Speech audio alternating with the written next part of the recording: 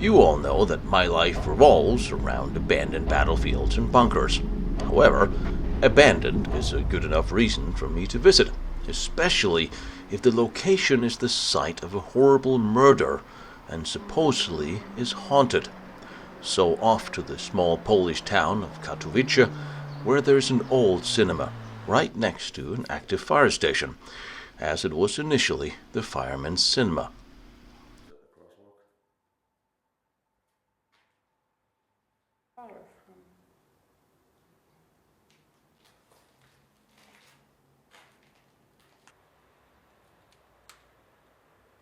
Such places are nice because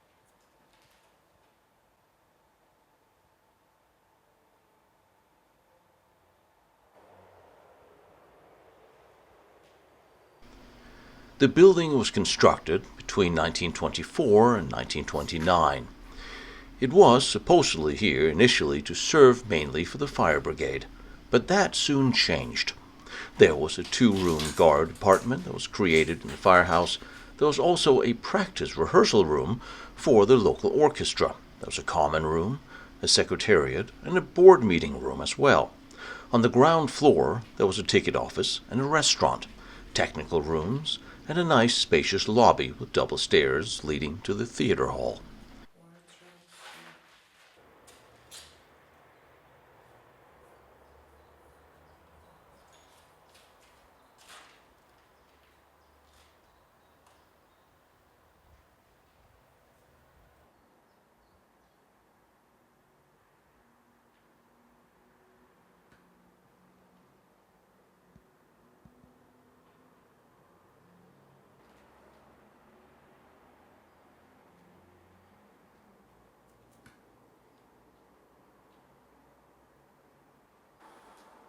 The theater room with a balcony was located on the first floor of the building and could accommodate 500 people, so you could imagine all the dignitaries of town would visit here and dine and meet and greet.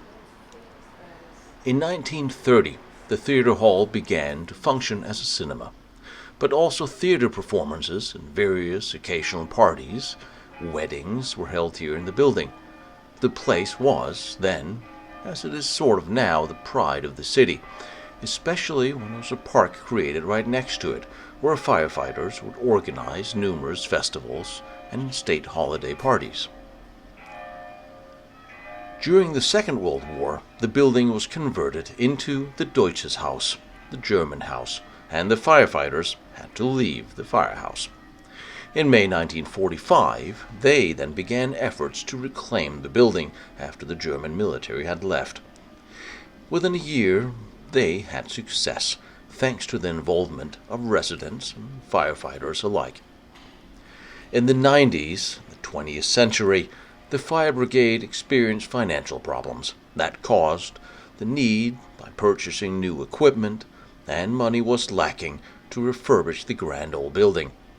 For several years, there was no cinema.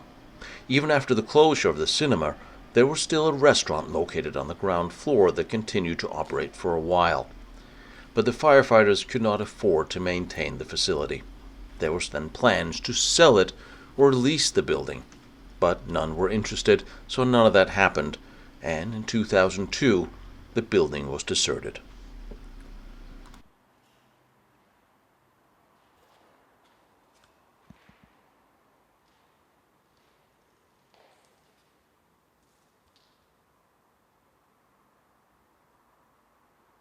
The abandoned cinema building, however, holds a dark secret.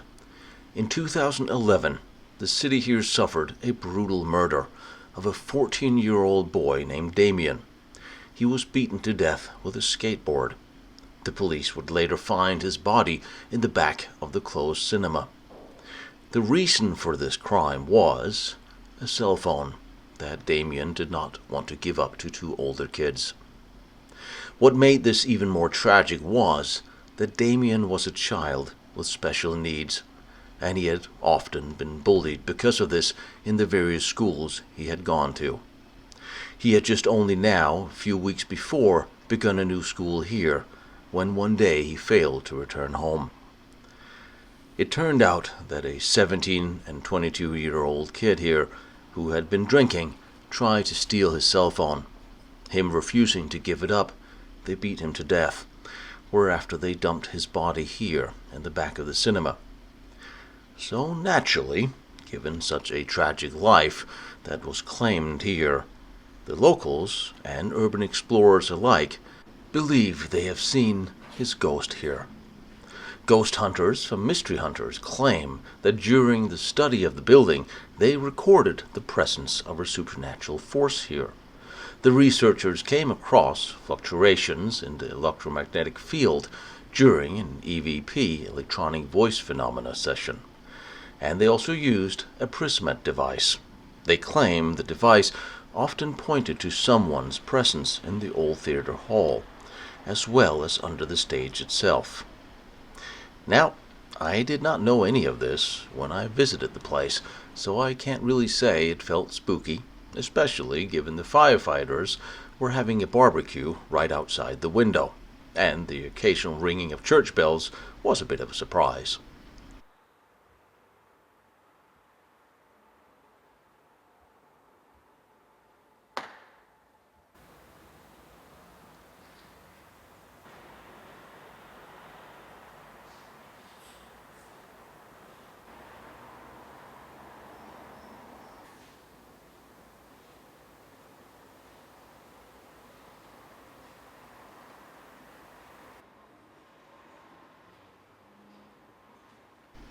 But the abandoned film projector here and the equipment really does belong in a museum.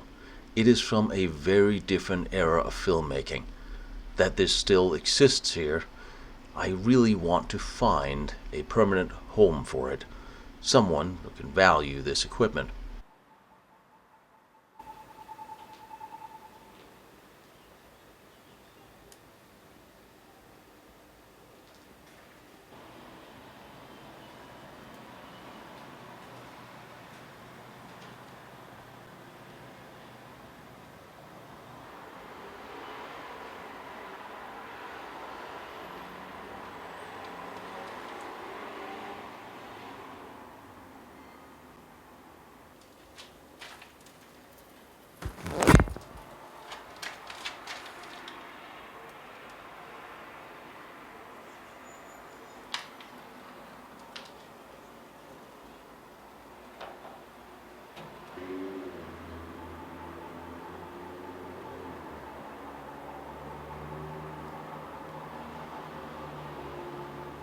Amazing that it's still here.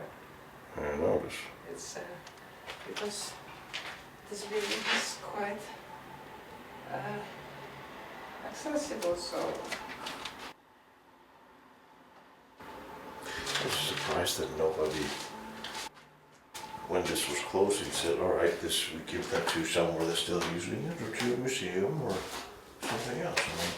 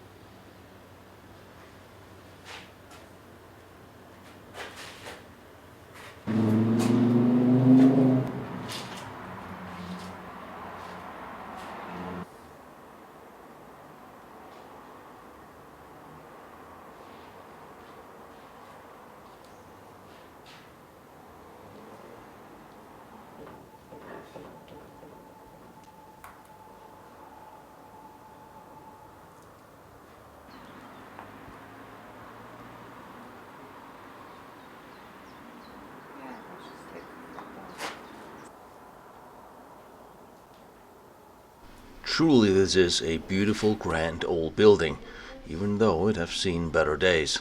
But the architecture, the layout, the fading decor, I hope one day somebody will rescue this building and turn it back to its glory days, even with the sad memories that have occurred since. One can hardly blame these on the building. But if only these walls could talk, they certainly have seen a lot of history here.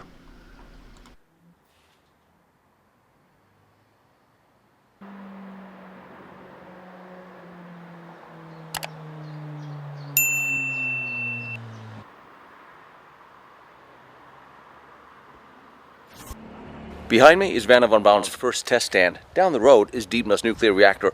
Over there is the Maginot Line and all its amazing forts. I'm visiting them all and I'm bringing them to you. So I really appreciate you like, follow, and share what I'm doing, trying to document all these important historical locations. And if you feel like you want to watch more pictures or documents that I use for these, go to lostbattlefields.com. And if you feel like helping me out with my travels, because gasoline and travel and airfare is expensive, my PayPal is there, protectionserviceint.com. You are more than welcome, but you don't have to. I appreciate all your support and all your help, and I love seeing these locations, and I love bringing them to you.